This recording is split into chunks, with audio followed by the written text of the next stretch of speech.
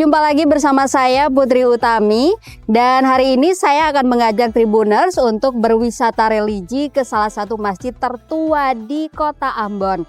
Dimana lagi kalau bukan di Masjid Jami. Nah, masjid ini Tribuners merupakan masjid yang didirikan sejak tahun 1860, which is udah sekitar 165 tahun yang lalu.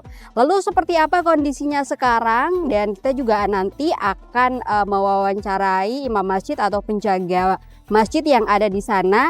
Jadi jangan kemana-mana, ikuti Putri yuk.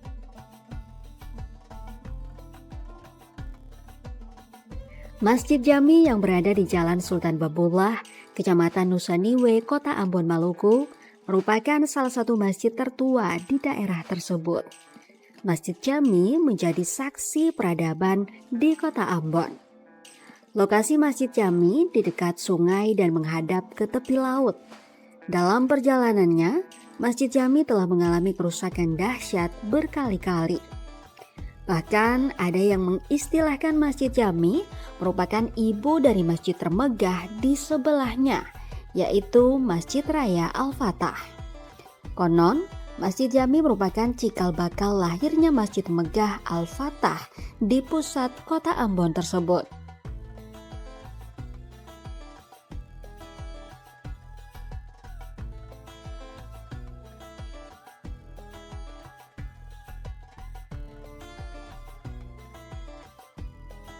Jadi sebelum Pak Presiden Soekarno meresmikan Masjid Al-Fatah, sebelumnya masjid ini sudah berdiri. Masyarakat Muslim yang berdomisili di Kota Ambon khususnya itu semuanya melaksanakan salat fardu, salat tarawih maupun salat id di Masjid Jami ini sebelum ada Masjid Al-Fatah. Untuk Masjid Jami ini kalau salat fardu, salat 5 waktu tetap dilaksanakan seperti biasa. Kalau salat Jumat itu tidak. Masyarakat Muslim semuanya salat Jumat dipusatkan di Masjid Al-Fatah. Sedangkan untuk salat Idul Fitri maupun Idul Adha hanya digunakan untuk ibu-ibu saja.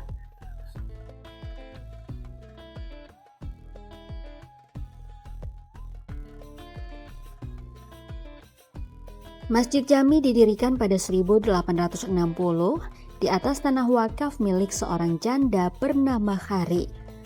Masjid tersebut dibangun melibatkan masyarakat lintas agama.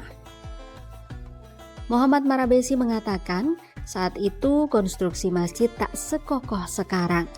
Awalnya Masjid Jami dibangun sederhana, berdinding dan beratapkan daun rumbia atau pohon aren dengan tiang kayu.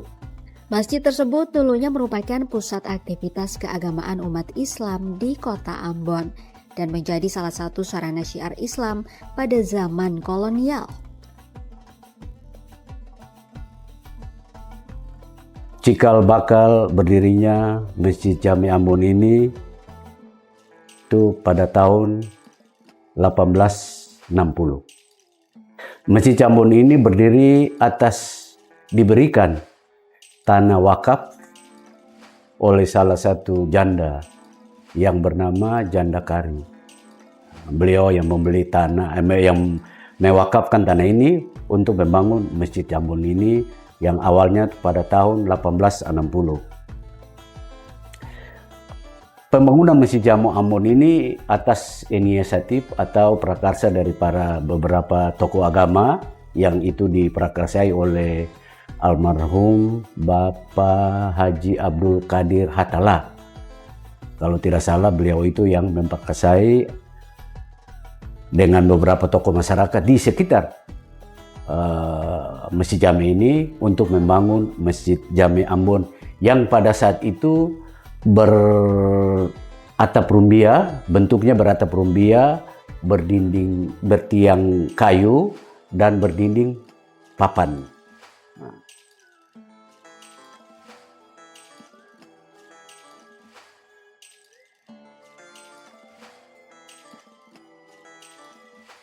Pada 1898, masjid sederhana yang ditopang kayu itu direnovasi dengan atap seng dan areanya diperluas. Pada 1933, masjid tersebut roboh diterjang banjir dahsyat akibat luapan sungai Uwai Batu Gajah. Namun 3 tahun bencana tersebut, tepatnya pada 1936, pengurus masjid serta warga bergotong royong membangun kembali Masjid Jami dengan semi permanen dan selesai pada 1940.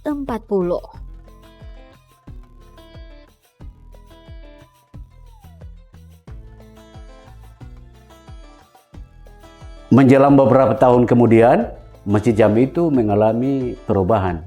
Kenapa direnovasi? Dikarenakan sudah berdatangan jamaah-jamaah atau saudara-saudara kita, yaitu dari Pulau Sulawesi, Pulau Jawa, bahkan dari Pulau Sumatera, yaitu pada tahun 1898.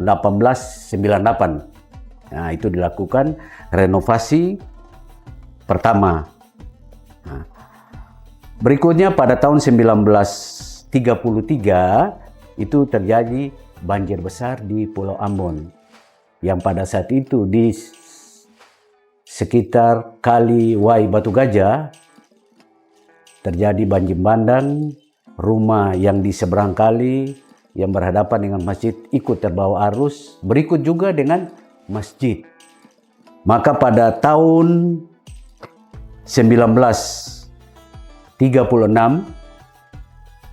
dibangun kembali Masjid Jami ini, yaitu dilakukan oleh salah satu, pada saat itu dinamakan tukang ya, yaitu Bapak Haji Jainuddin Wiwi. Beliau itu berasal dari Sumatera Barat. Beliau sebelumnya membangun Masjid Nandatu Sahapori di Kailolo, Kabupaten Maluku Tengah. Setelah itu tokoh-tokoh masyarakat, tokoh agama yang berada di Pulau Ambon meminta beliau untuk kembali membangun Masjid Jami ini yang modelnya mirip seperti Masjid Nandatu Sahapori yang berada di Kailolo.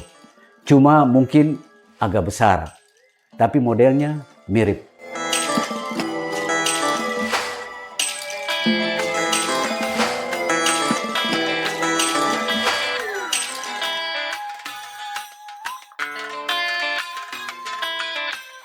Sejak saat itulah, Masjid Jami mulai dikelola secara terorganisasi melalui sebuah yayasan.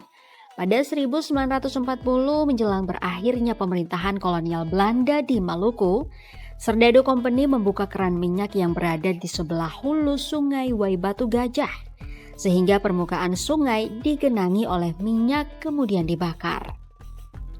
Tujuannya untuk menghadang masuknya pasukan Jepang di kota Ambon. Saat itu lautan api berkobar di kota yang dikenal dengan julukan Ambon Manise. Masjid Jami tak luput dari kobaran api dan bangunannya hangus hingga rata dengan tanah. Namun masjid itu kembali dibangun secara swadaya oleh umat Islam di Ambon sebagai wujud mempertahankan bangsa dan agama.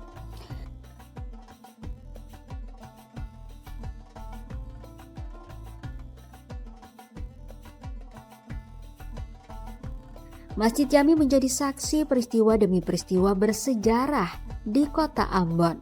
Mulai dari penjajahan Belanda, kedatangan Jepang, operasi Permesta pada 1957, kekuasaan PKI pada 1965, hingga kelompok separatis bersenjata RMS setelahnya.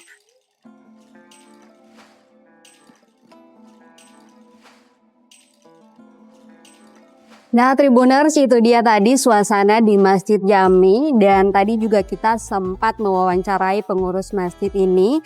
Ternyata Masjid Jami ini, Tribuners, merupakan masjid yang dibangun di atas tanah yang diwakafkan oleh seorang janda bernama Kari. Dan juga dari pantauan kami, Tribuners, meskipun terdapat masjid-masjid lain di sekitar sini, bahkan ada Masjid Raya Al-Fatah di sebelahnya, tetapi masyarakat masih memilih Masjid Jami untuk tempat menunaikan ibadah sholat. Nah, Tribuners, itu dia tadi kebersamaan kita di Masjid Jami. Dan nanti kita ketemu lagi di wisata religi berikutnya. Saya Putri Utami mengucapkan selamat menunaikan ibadah puasa untuk yang menunaikan. Akhirnya saya Putri Utami pamit.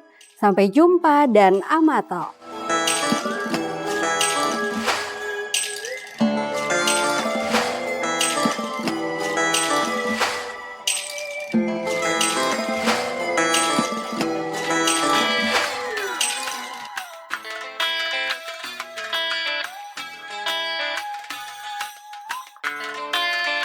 Download Tribun X sekarang, menghadirkan lokal menjadi Indonesia.